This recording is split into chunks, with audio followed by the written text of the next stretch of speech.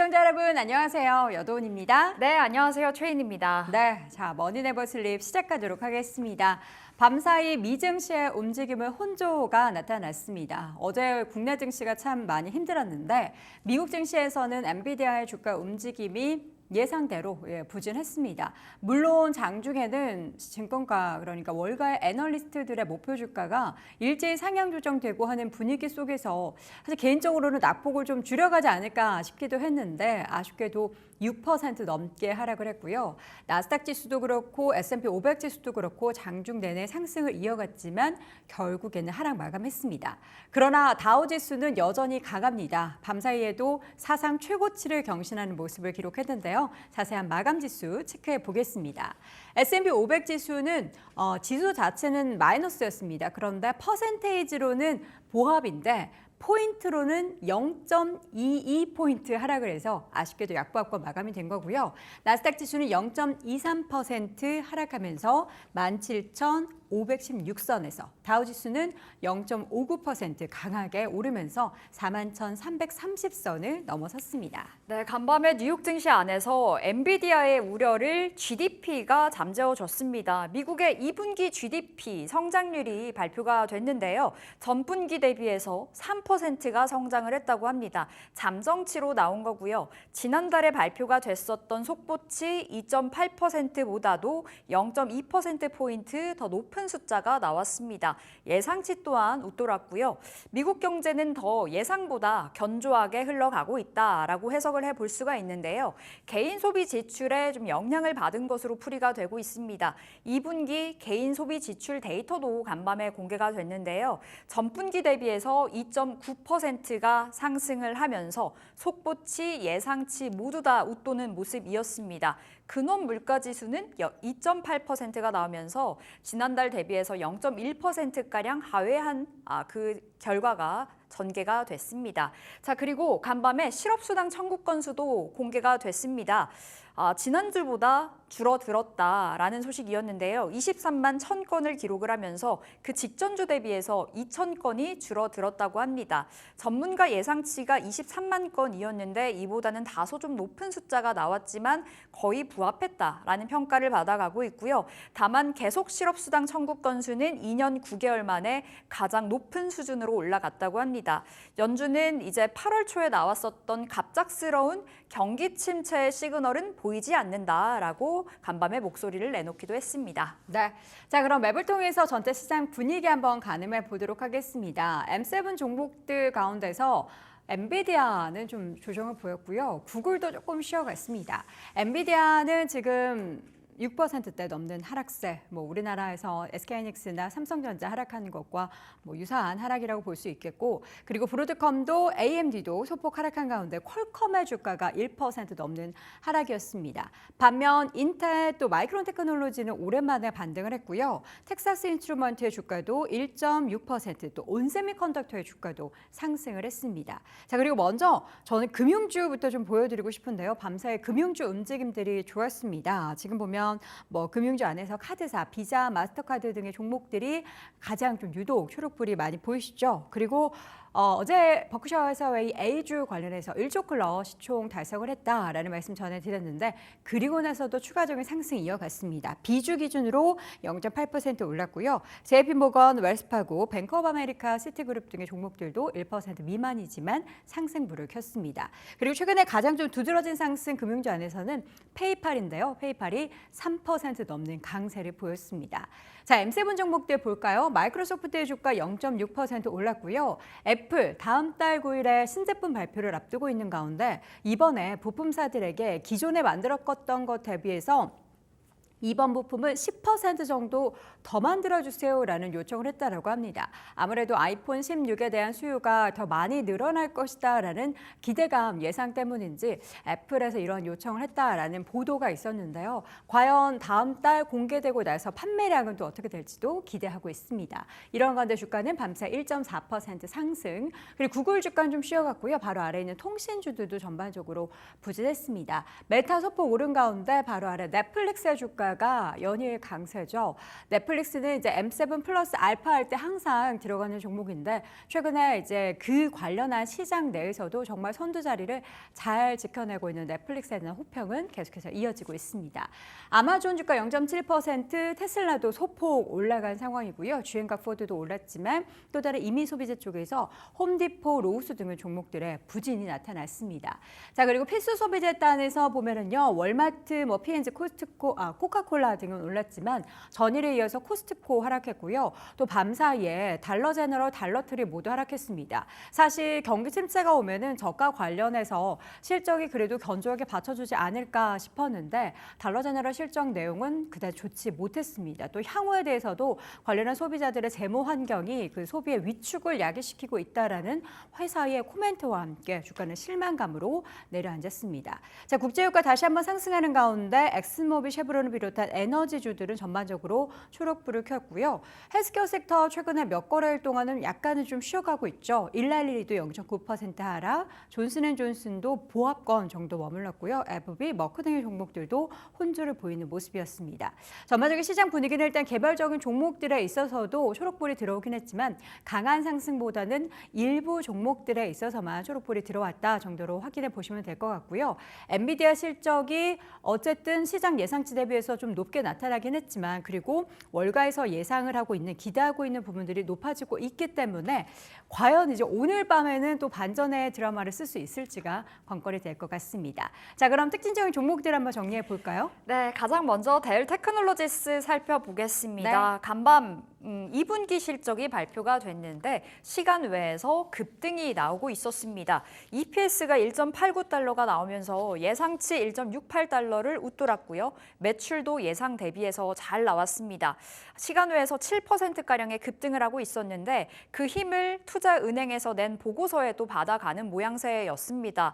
에버코어에서 최근 슈퍼마이크로 컴퓨터가 회계 문제로 잡음을 일으키고 있는데 델에게 반사의 이익이 돌아갈 수도 있다라는 그 의견을 내비쳤습니다.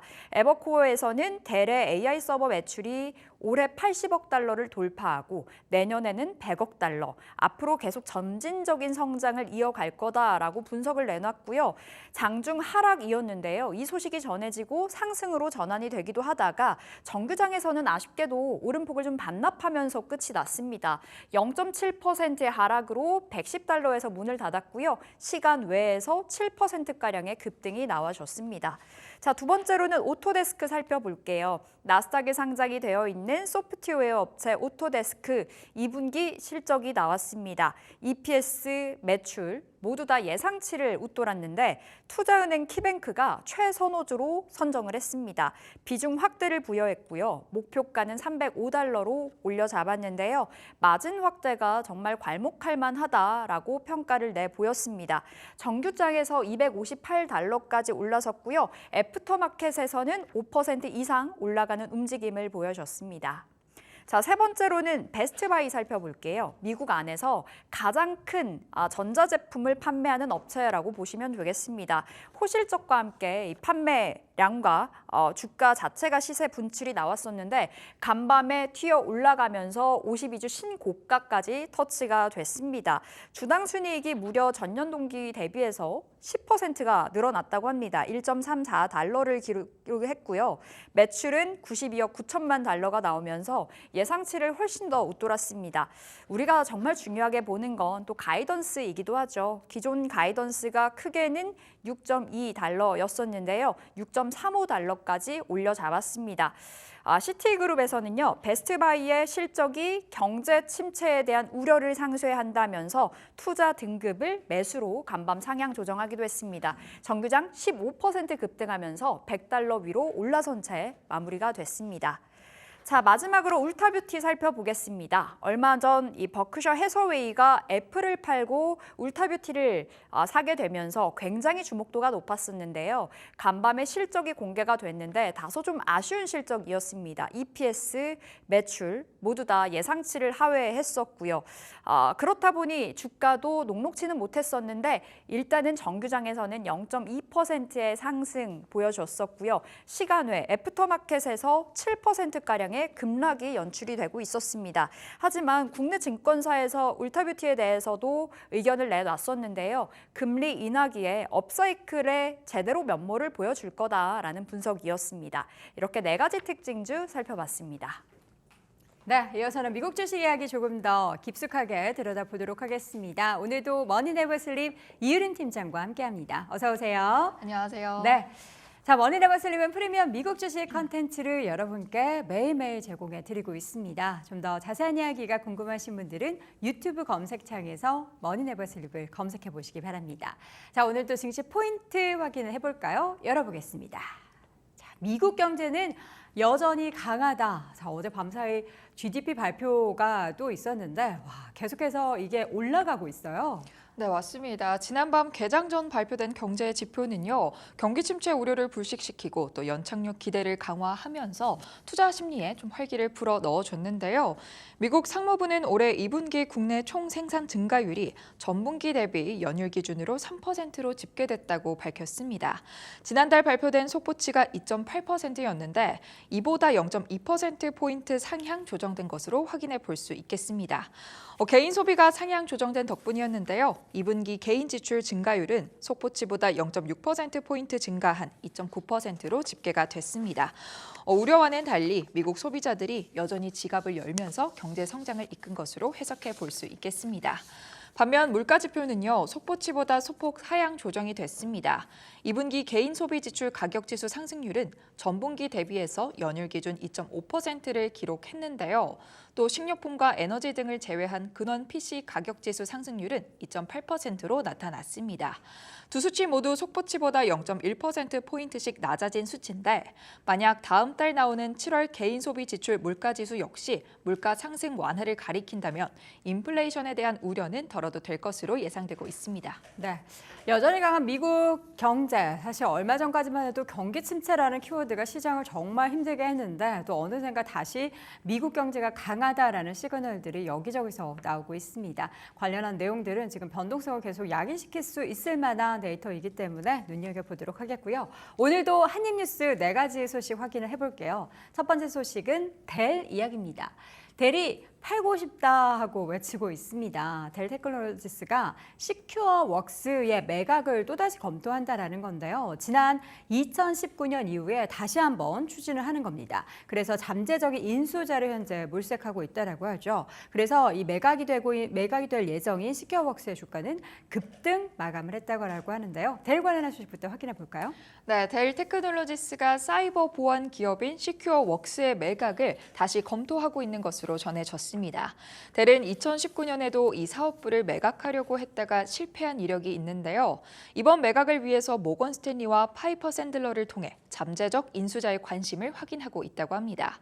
시큐어 웍스의 매각 가능성이 거론되자 이 기업의 주가는 29일 20% 넘게 급등하는 모습 보였습니다. 네. 자, 두 번째 한입뉴스는 오픈 AI와 또 엔트로픽 관련한 소식입니다. 정부와 파트너십을 체결한다라는 내용인데요. 미국 정부와 오픈 AI 그리고 엔트로픽 간의 정부의 계약 체결 어떤 내용인가 봤더니 두 기업의 AI 모델의 접근 권한을 획득을 하게 되는 겁니다. 이러한 협력을 통해서 AI 모델의 능력이나 그 위험을 평가한다라는 건데요. 자세하게 확인해 볼까요? 네, 오픈 AI와 엔트로픽이 미국 정부와 인공지능 모델 연구, 테스트 및 평가를 위해서 계약을 체결한다고 합니다. 이번 계약은 AI 기술의 안전하고 윤리적인 사용에 대한 규제가 강화되는 가운데 이뤄지는 것인데요. 이번 계약을 통해서 미국 AI 안전연구소는 오픈 AI와 엔트로픽의 새로운 주요 AI 모델에 대한 접근 권한을 가지게 된다고 하고요. 모델 공개 전후에 협력 연구를 통해서 AI 모델의 능력과 또 관련한 위험을 평가하게 된다고 합니다. 네, 정부의 파트너십을 통해서 관련한 산업이 또 얼마나 더 다양하게 전개가 될지도 기대가 됩니다.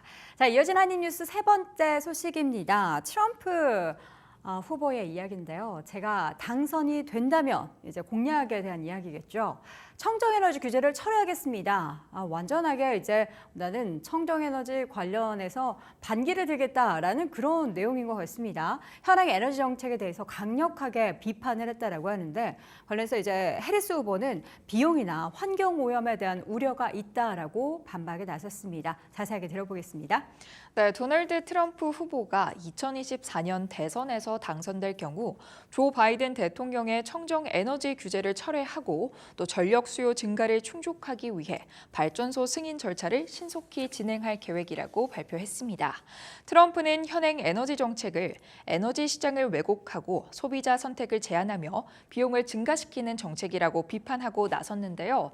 해리스 부통령 측은 트럼프의 제안을 두고 소비자 비용을 증가시키고 환경을 오염시킬 것이라고 반박하고 있습니다. 네, 해리스 부통령 관련해서 해리스 트레이드다라고 하며 관련한 종목들이 미국에서도 그렇고 국내에서도 좀 강세를 보인 바가 있었는데 관련한 이야기가 또 시장에는 어떻게 영향을 미치게 될지도 주목이고요. 사실 최근에 해리스 부통령의 지금 지지율이 계속해서 트럼프 후보를 앞서고 있는 가운데 이러한 발언이 또다시 더 표심을 갉아먹게 될까 하는 또 우려도 생기고 있습니다. 자, 이어서 마지막 한입뉴스는 우버 소식입니다. 자율주행의 진심인 우버. 사실 자율주행 관련한 얘기는 여러 곳에서 나오고 있죠. 웨이모 그리고 테슬라에서도 정말 진심으로 자율주행을 또 육성을 하고 있습니다. 근데 우버는 웨이브 테크놀로지스라는 회사에 투자를 진행한다는 소식인데요. 자율주행의 목표로 다른 기업과 이렇게 파트너십을 추진한다는 겁니다. 로보택시 서비스를 그래서 시작할 것으로 기대하고 있다라고 하는데 자세한 내용 들려주시죠. 네, 우버가 영국 기반 자율주행 소프트웨어 제공 업체인 웨이브 테크놀로지스에 전략적 투자를 진행했습니다. 투자 금액은 공개하지 않았는데요. 소규모 투자로 공시 의무가 없다고 설명을 했습니다. 우버는 최근 자율주행 서비스 제공을 위해서 GM의 자회사인 크루즈, 또 알파벳의 웨이모와도 파트너십을 맺고 신사업을 추진하고 있는데요. 이들의 계획대로 조만간 로보택시 서비스가 시작이 될 수 있을지 지켜봐야겠습니다. 네, 자 이렇게 해서 한입뉴스 4가지 확인해봤습니다. 종목에 대한 자세한 뉴스 확인해 보겠습니다. 어제 저희가 오픈AI가 여러 가지 이제 투자를 유치하고 있다고 했는데 오픈AI는요 투자자도 골라서 받더라고요. 아무하고나 이렇게 투자를 받지 않고 관련한 제대로 된 기업과만 손을 잡고 있는데 이 중에서 지금 보니까 엔비디아가 오픈AI의 주주가 될 가능성이 있다라는 얘기가 제기되고 있습니다. 네, 맞습니다. 이 AI 칩의 절대 강자죠. 엔비디아가 오픈 AI의 주주가 될 가능성이 보이고 있는데요. 네. 29일 블룸버그에 따르면 이 엔비디아는 오픈 AI의 펀딩 라운드에 참여하는 것을 논의하고 있다고 합니다. 또 엔비디아뿐만이 아닌데요. 애플과 마이크로소프트 역시 이번 펀딩 라운드에 들어가는 방안을 고민하고 있다고 합니다. 글로벌 시가총액 1위부터 3위가 모두 오픈 AI에 동시에 투자하려고 한다고 볼 수 있겠습니다.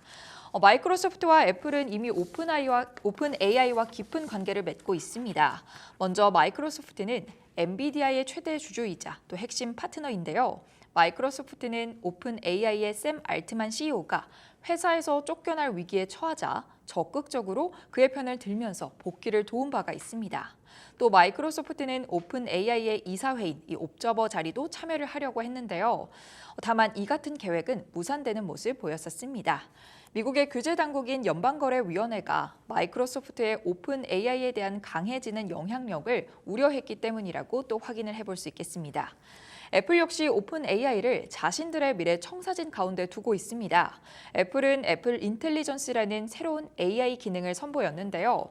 바로 이 기능의 중심에 오픈 AI의 챗 GPT가 추가됐습니다. 이런 관계 때문에 애플이 오픈 AI에 대한 투자는 어느 정도 예견이 된 일이었는데요. 기업들이 자신들과 협업하는 스타트업의 지분을 일부 취득하는 것은 그리 드문 일이 아니기 때문에 앞으로 애플이 오픈 AI에 대한 영향력을 조금 더 확대할 것으로 예상이 되고 있습니다. 네, 이렇게 되면은 이제 오픈 AI의 기존의 가장 큰 형님인 마이크로소프트가 있고 엔비디아, 애플까지 이렇게 가세를 한다면 뭔가 구글이 굉장히 위협감을 느낄 것 같다라는 생각이 듭니다. 근데 결국에 애플도 엔비디아도 우군이 되겠지만 가장 강력한 기댈 곳은 마이크로소프트인 거죠. 네, 맞습니다. 이 글로벌 1위 IT 소비 기업인 애플, 또 그리고 세계 최대 소프트웨어 기업인 마이크로소프트를 든든한 파트너로 두고 있는 오픈 AI인데요. 이제는 이 AI 스타트업이 최강의 반도체 기업인 엔비디아마저도 자신의 편으로 끌어들일 수 있게 됐다고 해석을 해볼 수 있겠습니다. 엔비디아의 GPU는 AI 산업에 있어서 매우 큰 의미를 가지는데 이 AI 붐으로 처리해야 할 데이터는 폭발적으로 증가하고 있는데 이를 위해서는 데이터 센터가 꼭 필요하죠. 그리고 이 데이터 센터에는 엔비디아의 GPU가 또 필수입니다. 그렇기 때문에 앞으로 이 엔비디아와 오픈 AI가 굉장히 협력을 할 관계가 높다라고 예상을 해볼 수 있겠고요. 있겠습니다. 또 엔비디아는 가장 앞선 첨단 반도체를 만들기 위해서 이 파운드리 기업인 TSMC와도 오랜 세월 공유를 하고 있다고 하는데요. 이 엔비디아와 TSMC 역시 서로의 자신들의 기술과 노하우를 일정 부분 공유하면서 공생 관계를 유지하고 있다고 합니다. 네, 이런 오픈 AI를 필두로 해서 다양한 기업들이 이렇게 함께 모이는 것이 관련한 산업에 있어서 얼마나 큰 시너지를 내게 될지 주목해 보겠습니다. 자, 이어서는 테슬라 관련한 이야기인데요. 테슬라에 대해서 에너지 저장 장치 사업, 그러니까 ESS 관련한 사업에 집중해야 한다라는 내용이 나왔습니다. 아무래도 전기차 쪽에 있어서 좀 부진하니까 이쪽에 집중해야 한다라는 얘기가 나온 것 같은데요. 네, 테슬라에 대한 투자 의견이 많지 않은 시기입니다. 이 전기차 수요가 줄어들고 있는 탓인데요. 그런데 이런 환경 속에서 테슬라의 매수를 권유한 투자은행이 있다고 합니다. 바로 윌리엄 블레어인데 29일 CNBC에 따르면 윌리엄 블레어의 제르 도시차이머 애널리스트는 테슬라에 대한 커버리지를 시작하면서 이 초과 수익률 등급을 부여했습니다. 도르샤이머는 테슬라의 에너지 사업 부문이 전력막 안정화와 또 데이터 센터 구축, 재생에너지의 에너지 믹스 통합에 대한 필요성에 힘입어서 연평균 50%의 성장률을 기록할 것이라고 전했는데요. 더불어서 이 에너지 저장 부문이 테슬라의 스토리에서 가장 과소평가된 요소로 보이고 있다고 평가를 했습니다.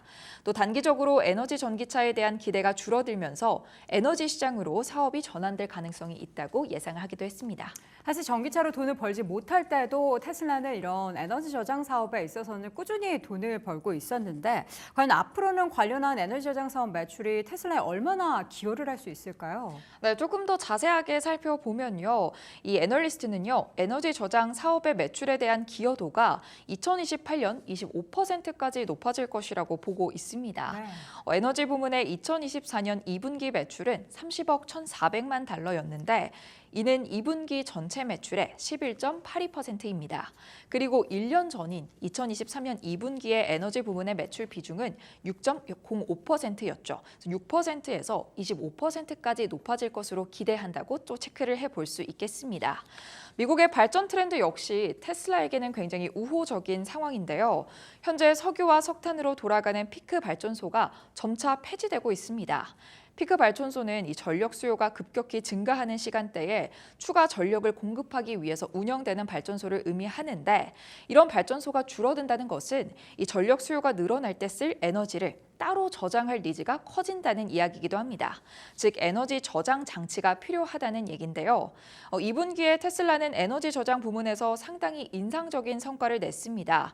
메가팩과 파월 모두 2분기에 기록적인 설치 실적을 달성했는데요. 총 9.4기가와트시 규모의 저장 장치가 구축됐었죠. 이 메가팩은 대규모 에너지 저장 장치며 또 파월은 가정용 에너지 저장 장치인데 테슬라가 이런 에너지 저장 부문에서 계속적인 좋은 실적을 가져갈 수 있을지 기대를 해볼 수 있는 부분으로 체크가 되고 있습니다. 네, 자 이렇게 해서 테슬라 소식까지 확인해봤고요. 오늘도 머니네버슬 이유른 팀장과 함께했습니다. 고맙습니다. 네, 머니네버슬립 매일매일 여러분께 프리미엄 미국 주식 컨텐츠를 제공해드리고 있습니다. 좀 더 자세한 이야기가 궁금하신 분들은 유튜브 검색창에 머니네버슬립을 검색해보시기 바랍니다.